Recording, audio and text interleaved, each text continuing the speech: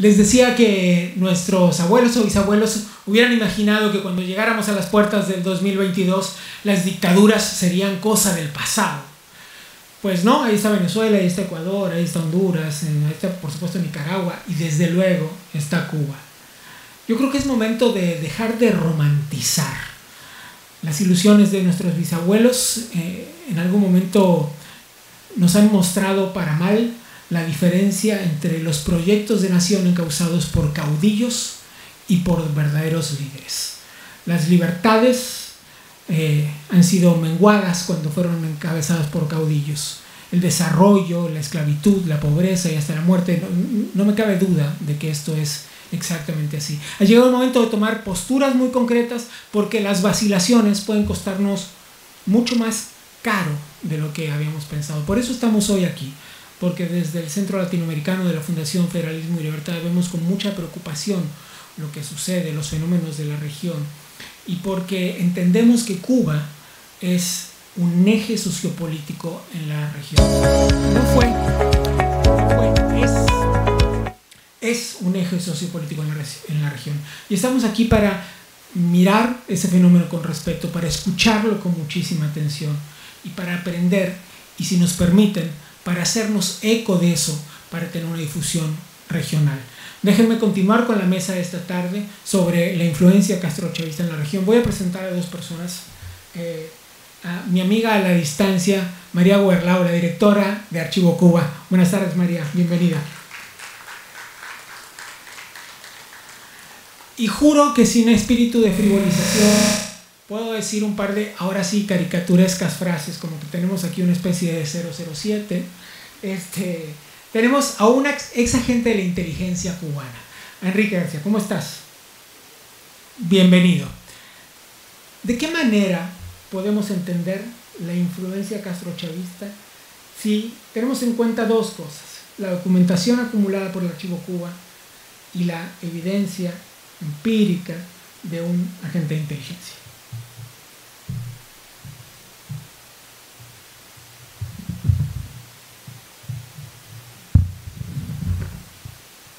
Muchas gracias, encantada en conocerte personalmente.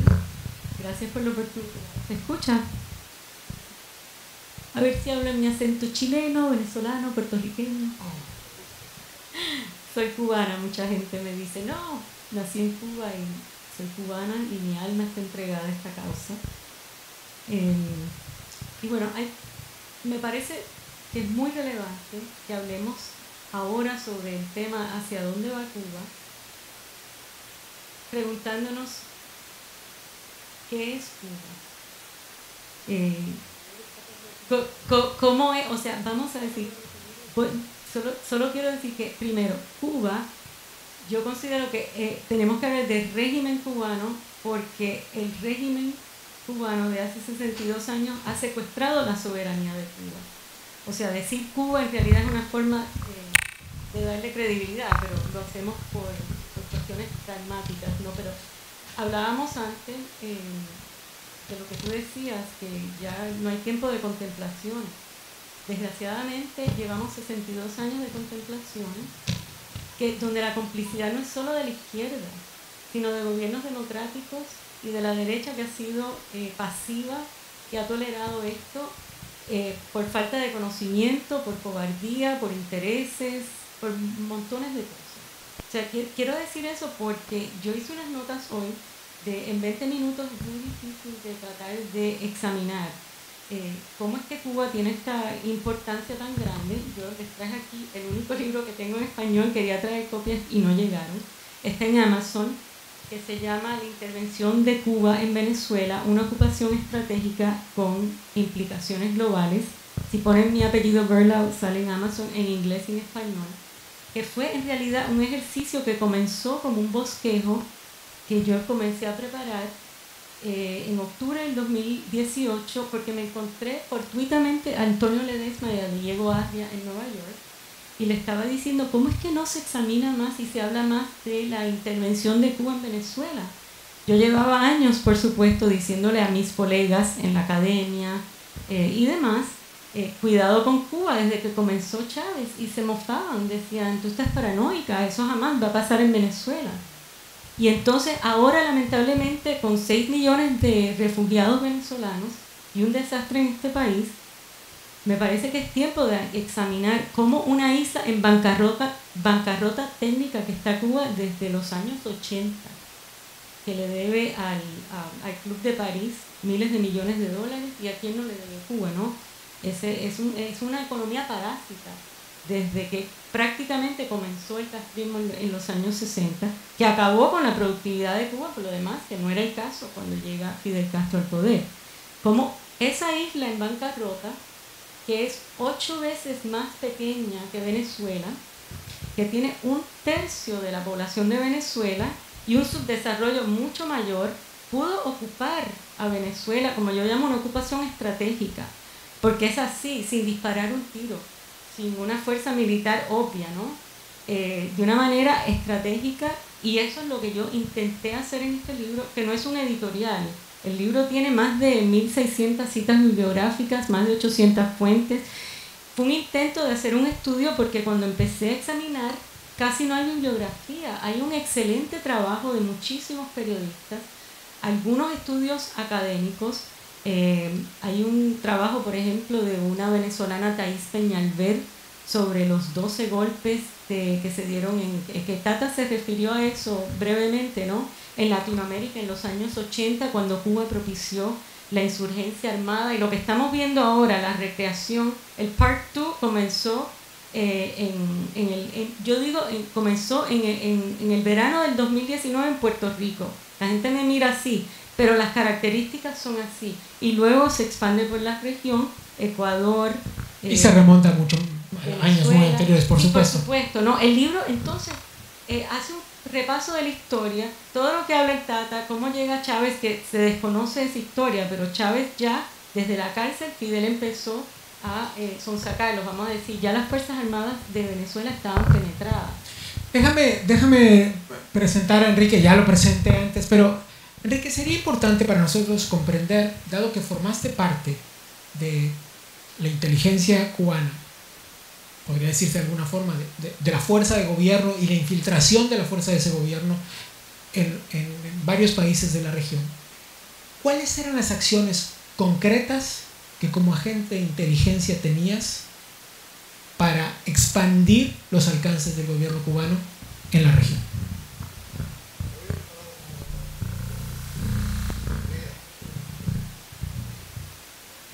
Y de paso, he preparado un orden de ideas, que voy a empezar por tu pregunta, y de paso explico, ¿no? Hay una ligera diferencia en la jerga, diríamos, de los servicios cubanos y cómo funciona la inteligencia norteamericana. En el caso de Estados Unidos, tanto en el FBI como en la CIA se le llama agentes a lo que en Cuba llamamos oficial. Entiendo. Fui oficial de la dirección oficial y especialista de la Dirección de Inteligencia de Cuba, que es el aparato de inteligencia cubano en el exterior. Ok, perfecto. Ahora sí. Ahí está. Ok. Fui oficial de la Dirección General de Inteligencia de Cuba, que es el aparato de inteligencia del Ministerio del Interior de Cuba que opera en el exterior, o sea, que opera en todo el mundo. ¿Qué hace? Precisamente esa es la pregunta de los 64.000 pesos, porque se habla mucho y la manera más fácil de mostrarlo es yendo los hechos. Cuando vemos hoy en día, y voy a explicar los ejemplos, ¿no? Cómo se hace. Cuando vemos hoy en día, y hemos visto durante 63 años, el poder, la influencia de Cuba en los escenarios internacionales, la influencia de la dictadura cubana en los diferentes países, incluidos los Estados Unidos. Cuando vemos gobiernos que inexplicablemente, a pesar de no defender ideas socialistas o comunistas, han apoyado y apoyan a la dictadura cubana, atrás de eso, en el 99% de los casos, está hay maletas y maletas de dinero. Está el Servicio de Inteligencia cubano. Cuba tiene, después voy a decir más o menos brevemente mi trayectoria cuál fue para que se comprenda, porque hablo con propiedad, ¿no? Esta historia a mí no me la contaron, yo fui protagonista y lo hice. Entonces, perfectamente cómo se hace. Y voy a poner varios ejemplos también. Cuba, el Servicio de Inteligencia cubano, que es la muleta de su trabajo en el exterior. La contrainteligencia que opera en Cuba es la otra muleta que se puede hablar en otro momento. Recluta agentes.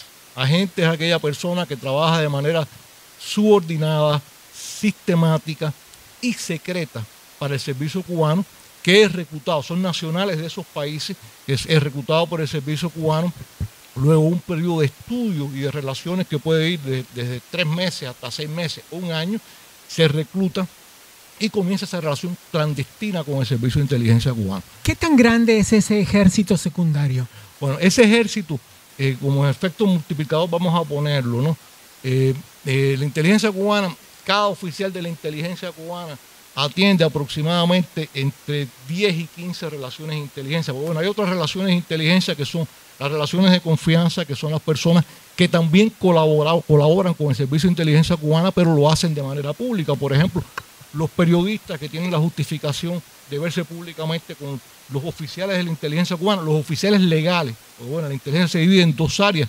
Una son los oficiales legales, que son aquellos que ocupan plazas diplomáticas, periodísticas, comerciales en el mundo, y otra área de la inteligencia es la actividad de los oficiales ilegales, como algunos miembros, por ejemplo, 2 miembros de la red Avispa aquí en la Florida, que fue detenida hace muchos años, o sea, pues a finales de los años 90. La pregunta... Los ilegales son los que asumen identidad de otras nacionalidades. Claro. Pero déjame interceptar en esa pregunta. Vas. Porque justamente con Enrique, hace como 2 días le dije, calculemos cuántas relaciones de inteligencia puede tener Cuba en América Latina. Eso nos va a permitir saber el tamaño de ese ejército. Exacto. 100 oficiales, como mínimo, ¿no? 100 oficiales cubren América Latina, cada uno si manejaran 13 relaciones, son 1.625 relaciones. ¿Distribuidas en cuántos países? Distribuidas en toda América Latina y el Caribe, y fuimos país por país, lo que recordaba Enrique. Y entonces, a partir del 89, que es cuando él deserta, viendo los países que han abierto embajadas con Cuba, porque inmediatamente ahí meten más agentes, meten más oficiales a manejar inteligencia.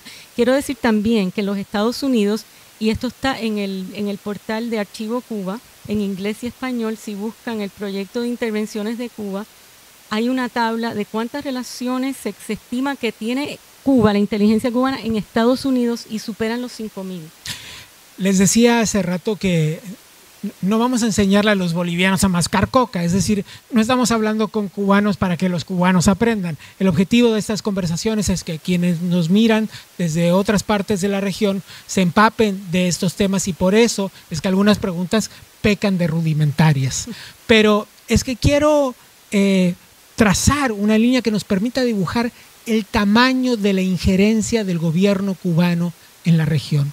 ¿Qué acciones concretas pueden describir tú desde Archivo Cuba y tú desde tu experiencia como oficial de la inteligencia cubana en la región? No, te iba a decir algo para darle a Enrique la oportunidad de explicar cómo, por ejemplo, Cuba trabaja con las asociaciones de solidaridad. Te estoy dando un dato el que sale en Granma, el diario oficial del Partido Comunista Cubano. Cuba tiene 2.000 asociaciones que trabajan en la solidaridad con Cuba en 152 países. Eso es un dato del 2012. Y encima de eso, asociaciones de egresados. Todos los estudiantes que han ido a Cuba con supuestas becas del gobierno cubano, entonces forman asociaciones de solidaridad, y principalmente se manejan por el Instituto de Amistad con los Pueblos. Y descríbelo cómo funciona eso. Sí, o sea, yo quería explicar, para un poco saltar un momentico hacia atrás, ¿no? Vas. Cómo, o sea, pues yo describir lo que son los agentes más o menos muy rápidamente, lo que es una relación de confianza. El trabajo de la inteligencia, bueno, incluso que estemos hablando, vayan X cantidad de cubanos presentes aquí, debo decir que el trabajo de la inteligencia no todo el mundo lo domina tampoco, porque bueno, es un poquito más complicado, un poquito más sofisticado de lo que se lee en los libros incluso de espionaje. No mencioné las motivaciones, porque si vamos a hablar de ejemplo, aparte de mencionar, las motivaciones pueden ser política ideológica, la moral psicológica, que es el chantaje, que Cuba la emplea con frecuencia, y la material, que es el dinero, que Cuba la usa también, y los servicios cubanos la usan. Yendo a lo que explicaba la pregunta de María, para volver, quiero poner algunos ejemplos de la efectividad del trabajo de la inteligencia que yo conocí y palpé, y que veo que se sigue operando, porque por cierto, todavía veo compañeros de mi generación que los veo con posiciones muy importantes en embajadas cubanas en el mundo, que evidentemente siguen operando libremente y que estuvieron conmigo juntos en la inteligencia y siguen trabajando en la inteligencia cubana. Volviendo a lo que dice María, esto es un enjambre, porque ¿qué pasa? Está el trabajo de la inteligencia, pero el ICAP, por ejemplo, el Instituto Cubano de Amistad con los Pueblos, trabaja muy entrelazado con la inteligencia y recibe el apoyo de la inteligencia. Entonces el ICAP tiene oficinas utilizando simpatizantes de Cuba, que es otra cosa, la parte pública, en cuanto pueblito uno va de América Latina, a veces en Bolivia, yo viví en Bolivia, estuve en el Centro de inteligencia cubano en Bolivia en los años 80, y no había un pueblo Bolivia donde no hubiera una oficina del Instituto Cubano, de la Casa de Amistad con Cuba. Y todo ese trabajo, toda esa gente se dedican a hacer propaganda, eran invitados a Cuba, recibían regalos de Cuba, o sea, todo un trabajo de captación de ese personal que es parte de la faceta. Pero bueno, después está el Comité Central del Partido Comunista, que tiene otro aparato ideológico que distribuye propaganda y atiende gente en todas partes del mundo. O sea, es una maquinaria que únicamente, bueno, es para las personas que han crecido en el mundo normal, civilizado, es muy difícil percibir que un país pueda tener, y menos un país muerto de hambre, quebrado como es Cuba, pueda tener semejante aparato, pero por eso tiene la influencia que tiene en el mundo. ¿Pongo los ejemplos que iba a poner o no los iba a poner? Yo voy a ejemplificar. Te doy permiso, está bien, está bien. Te doy permiso, ya si no hay más opción. Bueno, yo quiero decir, te voy a poner 3 o 4 ejemplos de mis tiempos y lo puedo llevar al día de hoy. Cuando el último puesto de la inteligencia, estación que yo estuve en la inteligencia en cubana fue en Quito, Ecuador. Yo deserté hacia los Estados Unidos el 8 de enero de 1989. Estuve en Ecuador el año 87, 88. Me tocó vivir las elecciones de Ecuador en el año 1988.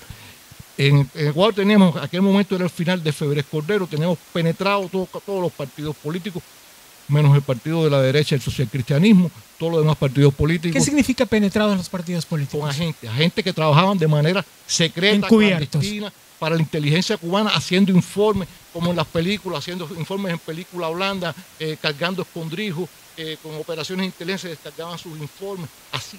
Okay. Bueno, así teníamos agentes. Por ejemplo, el secretario privado de Rodrigo Borja, que fue quien gana la presidencia en segunda vuelta en el año 1900, en agosto de 1988, pero asume en agosto del 88 la presidencia de Ecuador. El secretario privado de él desde el año 1980, un señor que se llamaba, no sé si estará vivo o no, Mariano Bustamante, había sido reclutado por la inteligencia cubana en 1980. Borja representaba la izquierda democrática, que era la socialdemocracia en Ecuador. 3 de los que fueron ministros, que eran diputados en esa época de ese partido, eran agentes de la inteligencia cubana. Pero vamos a la campaña electoral. De los 7 u 8 partidos políticos que se presentaron, estaba el Social Cristiano, la Izquierda Democrática, el partido de extrema izquierda de General Fran Vargas Paso y el partido roldosista de Abdalá Bucaram cuando aquello. De estos 4 partidos, menos el Partido Social Cristiano, los otros 3 partidos, de manera secreta, sin ser agentes, los que iban corriendo en la carrera presidencial. O sea, quiero decir con esto, Borja no era agente cubano, simpatizaba con no los candidatos. No era agente, ni Abdalá Bucaram tampoco lo era. General Fran Vargas Paso, cuando salió preso, que había estado preso, sí había recibido dinero de Cuba, porque yo fui quien lo atendí. O sea, es un caso distinto. En la primera vuelta, de las 4 fuerzas políticas más importantes, 3 cogieron maletas de dinero de Cuba de manera secreta, porque se le acercaban, cuando buscamos la manera de buscar el acercamiento, se le ofrecía de parte de Fidel el apoyo incondicional, discreto. ¿Cuánto dinero?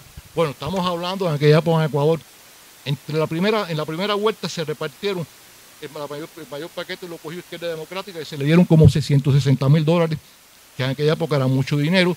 A Abdalá Bucaram se le dio como $100,000 después, la primera vuelta, y a Fran Vargas Paso se le dieron como $60,000. Después, sumando en la segunda vuelta, las 2 fuerzas que pasan fueron Abdalá Bucaram y Rodrigo Borja. También de manera secreta se entregaron, te puedo decir los lugares, cómo fue, cómo se hizo, la historia que se le hizo, que ellos compraron. En las 2 vueltas terminó recibiendo Rodrigo Borja $360,000 americanos de aquella época, cash, en maleta, y Abdalá Bucaram alrededor de $240,000 entre las 2 vueltas, la primera y la segunda. Entonces, Un tipo que le agarra una maleta de dinero, cualquiera que sea, aunque no sea comunista, a la inteligencia cubana, a Fidel Castro supuestamente para ayudarlo, bueno, yo quiero ver cómo va a votar en las Naciones Unidas después. Es un ejemplo. Claro, pero totalmente. Yo quiero ponerte, quiero seguir con los ejemplos. Voy a ir, porque si no me vas a monopolizar la conversación, voy a ir con María. Quiero que me des otro ejemplo de la influencia castrochavista en Latinoamérica. Bueno, es lo que yo llamo en el capítulo 10 de mi libro la competencia distintiva, que es una mezcla de capacidades que Cuba ha desarrollado simétricas durante décadas, que incluye el servicio de inteligencia entrenado por la KGB, ayudado por otros servicios y demás, con una cantidad de recursos inmensos, con un gobierno que tiene a disposición todos los recursos del Estado, todas las prioridades que Cuba. Entonces, parte de eso también es el aparato de propaganda al que aludimos anteriormente, pero nada más que ver prensa latina. Nuevamente, estamos hablando de una isla en bancarrota de 11 millones de personas. Yo no creo que hay un estado donde se pueda dar un ejemplo como el caso de Prensa Latina, que es un conglomerado gigantesco que tiene una plantilla que hace 2 años se calculó y se estimó con una persona en Cuba en 500 personas, 498 para ser exactos. Y encima de eso como 500 freelance que se contratan en distintos países. Enorme. Trabaja en 6 idiomas, tiene no sé cuántos websites, casas publicadoras, es un conglomerado enorme. Entonces, donde quiera que uno va en el planeta se encuentra el canal cubano, la radio cubana, y eso sin hablar de la penetración en la academia, es un enjambre, como él dice, inimaginable. Tienes flipando, Enrique, a la gente ahí con tus comentarios. Como dirían los españoles, los tienes flipando. Venga, otro de tus ejemplos jugosos. Es interesante. Un poco hablar de inteligencia aburre, pero cuando uno pone los ejemplos no aburre. Veo caras bolivianas por ahí conocidas, voy a poner un ejemplo. Dos bolivianos. Venga, y después preparen sus preguntas en el público porque no voy a bajar a hacer preguntas de ustedes con los invitados. Hay un señor que se llamaba, ya falleció ya, Jaime Valcárcel, que era el agente Gavilán. Este señor fue reclutado por la inteligencia cubana en Nueva York en los años 60. Era funcionario de plantilla, o sea, quiero decir, funcionario de carrera de Naciones Unidas, de la Oficina de Naciones Unidas en Nueva York. Llegó a Estados Unidos en los años 50. Ese señor se reclutó en los 60. En su carrera dentro de Naciones Unidas, llegó a ser embajador de Naciones Unidas. Ese señor estuvo de jefe de la Oficina de Naciones Unidas en 2 de los conflictos internacionales más importantes en los que estaba Cuba. Ese señor fue el señor que estuvo de jefe de la Oficina de Naciones Unidas como delegado personal del secretario general de las Naciones Unidas para la guerra de Angola. O sea, la guerra en Sudáfrica, ese señor con la oficina gigantesca que tenía Naciones Unidas la dirigía él. Ese mismo señor fue el delegado personal del secretario general de las Naciones Unidas para dirigir, para resolver el conflicto de Nicaragua. Estuvo a cargo de la oficina de la ONU en Nicaragua hasta el final del conflicto. Puede verificar el nombre, esos datos son públicos. Su esposa, que era la agente Yara, creo que era brasileña, si no me equivoco, mi memoria ahora está andando rápida, era la que manejaba las comunicaciones porque él era un tipo muy ocupado. Voy a poner otro boliviano más que también hizo carrera en Naciones Unidas, muy famoso, ya falleció también este señor, incluso más importante que el anterior, que era Marcial Tamayo Sáenz, el agente E9. Sáenz llegó a ser, fue reclutado también por la inteligencia cubana en los años 60 en Nueva York, siendo plantilla de Naciones Unidas. Muy interesante esto, porque Sáenz, que se llamaba un agente político ideológico, se le pagaban todos los meses $5,000 americanos, cash. ¿Y qué pasa? En la Oficina de Naciones Unidas, como los comunistas saben jugar el juego en las democracias, las autoridades norteamericanas de contrainteligencia no pueden operar dentro del territorio de las Naciones Unidas en Nueva York. Y entonces el dinero en Nueva York se le pasaba en los baños de Naciones Unidas, los sobres de dinero, y sus informes de inteligencia los entregaban los baños de Naciones Unidas, porque el FBI no podía estar ahí vigilando, porque son las Naciones Unidas. Entonces este país ofrece su territorio, históricamente lo ha ofrecido para que hagan espionaje descaradamente en Nueva York como se hace. Entonces, este señor que estoy diciendo, Tamayo, fue delegado personal del secretario de las Naciones Unidas en conflictos internacionales también, pero llegó a ser el enlace en los años 80. Aparte que fue ministro con el gobierno de Siles Suazo, estuvo un tiempito el ministro con Siles Suazo, que fue la época que yo conocí el caso. El expediente pasa del Departamento de Estados Unidos, mi Departamento de Inteligencia de América Latina y Caribe. El expediente de ese señor pasa precisamente porque en el momento que yo estoy atendiendo Bolivia, él estuvo temporalmente de embajador, creo que fue de ministro o al principio del gobierno de Siles Suazo en Bolivia. Y después regresa otra vez a Estados Unidos. Él llegó a ser, a principio del gobierno de Ronald Reagan, llegó a ser el enlace del secretario general de las Naciones Unidas con la Casa Blanca de Ronald Reagan, a principios de los años 80. Tenía en su cuenta, en su caja de seguridad, en un banco en Suiza, tenía un diario del Che dedicado por Fidel Castro, porque estuvo en Cuba en uno de sus viajes secretos a Cuba para entrenamiento. Fidel lo recibió y le pidió a Fidel que le dedicaran, y la única condición que le puso la inteligencia es que lo guardara en Suiza. Pero un último ejemplo, Perú en los años 70 recluta a la inteligencia cubana a un teniente coronel de las Fuerzas Armadas peruanas, que llegó en los años 80 a ser general jefe de servicio de inteligencia de Perú, ¿okay? De las Fuerzas Armadas de Perú. Entonces, cuando vamos a Estados Unidos, aunque a los americanos no les gusta hablar mucho, mi país adoptivo no les gusta hablar mucho de eso, porque este es mi país también, pero bueno, cuando vamos a los ejemplos de Ana Belén Montes, por poner un ejemplo, Marta Rita Velázquez, ya nos vamos a parte de la Rea Avispa aquí en la Florida, vamos a hablar.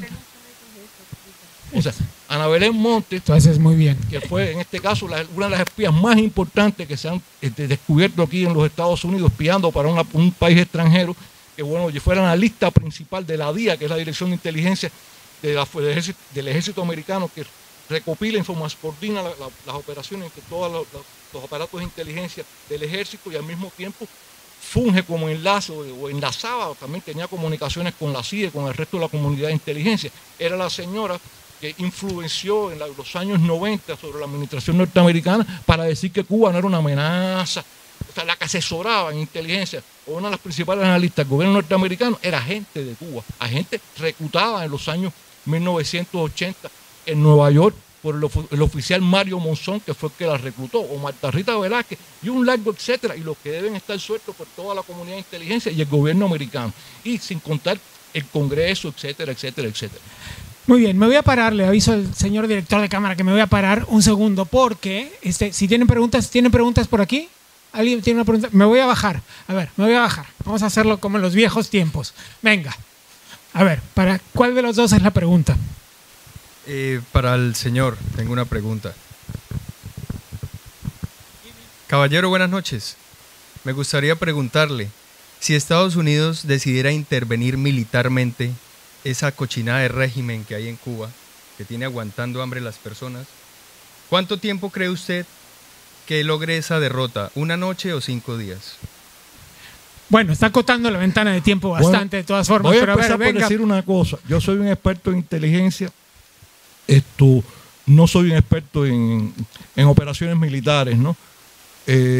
Obviamente, Estados Unidos es el país, la potencia militar más poderosa del mundo. Quiere decir que Cuba, desde el punto de vista militar, sería no hay que ser un genio para entender que sería un problema de obras nada más. Lo que pasa es que estamos hablando de algo que no sucederá nunca, ¿no? Pero bueno, la respuesta es esa, ¿no? ¿Alguien tiene una pregunta para María? Me voy a bajar por acá. A ver. Vamos con la siguiente porque ya vamos a ir terminando. Sí, más que una pregunta es una hipótesis basada en lo que ustedes han dicho. En la época moderna aparece Chávez con el petróleo, con lo cual financia fundamentalmente todo lo que ha sucedido. Y yo me pregunto ahora, todo ese dinero que está producto de la corrupción que aparece junto al narcotráfico en este siglo, le está dando el fuel, el combustible para que Cuba siga trabajando en los términos que tú dices, quizás con más fuerza todavía, por ese combustible que la corrupción ha producido en Latinoamérica en las relaciones de Chávez. ¿Eso es obvio? ¿Puedo intentar? Por favor, María, por favor. Fíjate, qué buena pregunta, porque yo pienso que como ya Venezuela, al adoptar el modelo cubano, se ha también ido a la quiebra, vamos a decir, pero Venezuela es un país muy rico que tiene no solo petróleo, pero sino otros recursos minerales que no tiene Cuba, y además es el eje del narcotráfico, del cual Cuba se tuvo que salir por lo menos oficialmente. Yo creo que la debilidad económica de Cuba en este momento y política pone todavía más en peligro al continente. Porque lo que hay que entender es que este es un plan continental que ideó Fidel Castro desde antes de llegar al poder en Cuba, desde que estaba en la Sierra Maestra. Y él hablaba de Perú, pero hay de Perú en los 70, ¿no?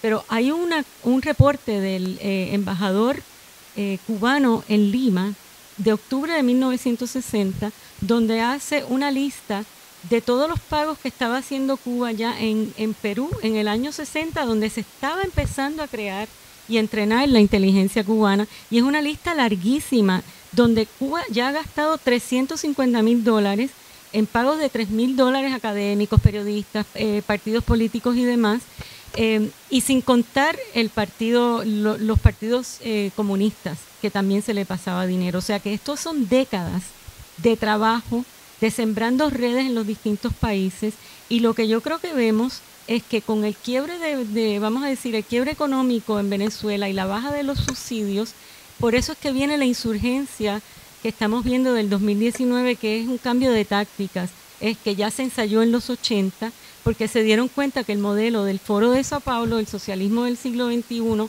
de tipo gramsciano, de guerra cultural, demoraba mucho, hubo reveses y tenían que avanzar cuando ya estaba el Grupo de Lima actuando sobre Venezuela, y ahí es que ellos sacan esa carta.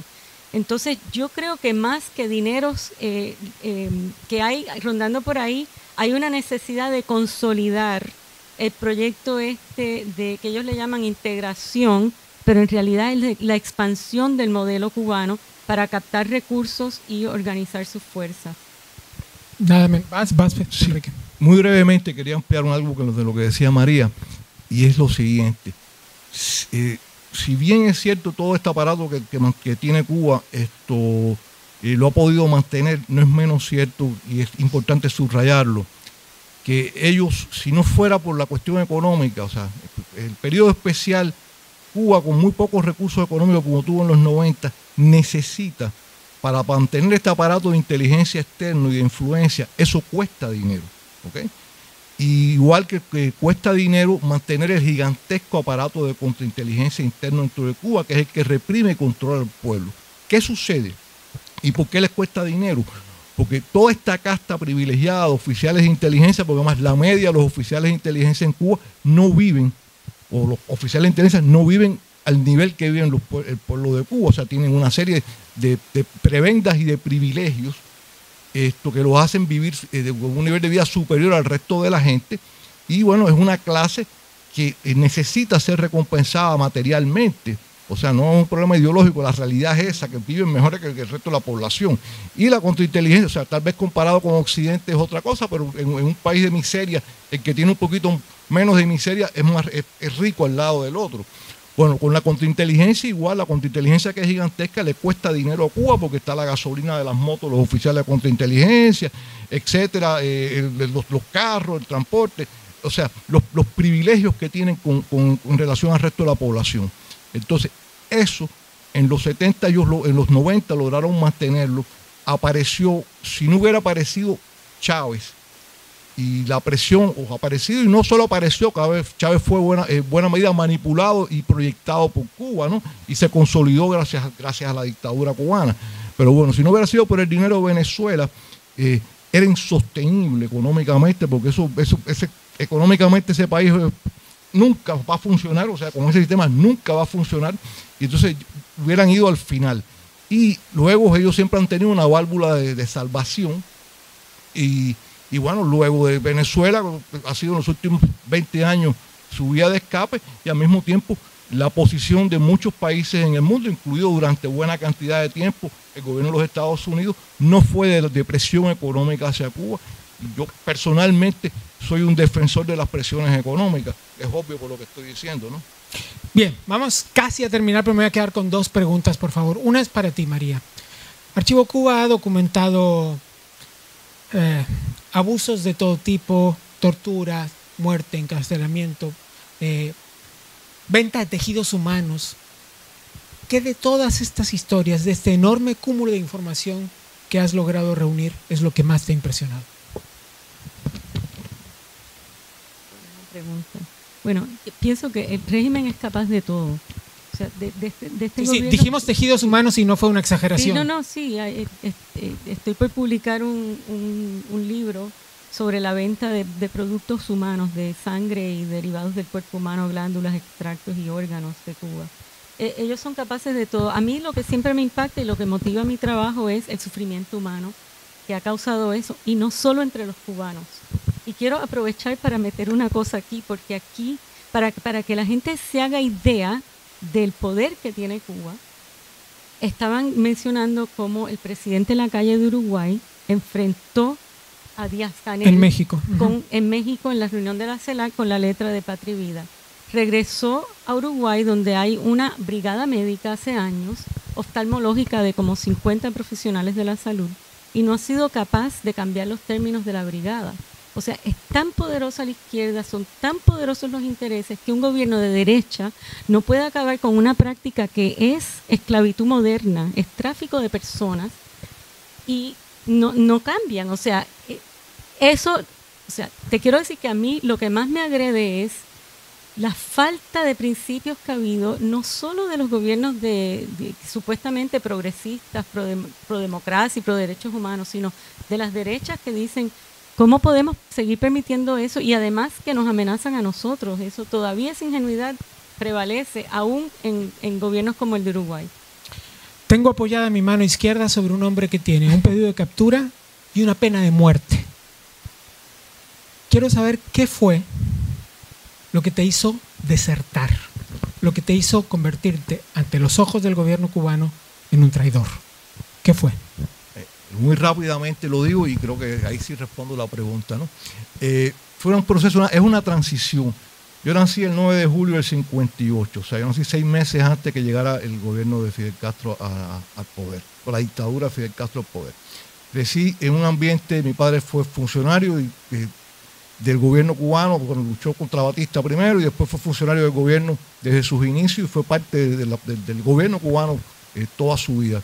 Crecí en una casa comunista, por decirlo así. Tuve el lavado de cerebro, que yo no sabía qué quería decir, lo entendí al cabo de los años desde que era niño, ¿okay? Pero a pesar de eso, se me inculcaron algunos valores de decencia.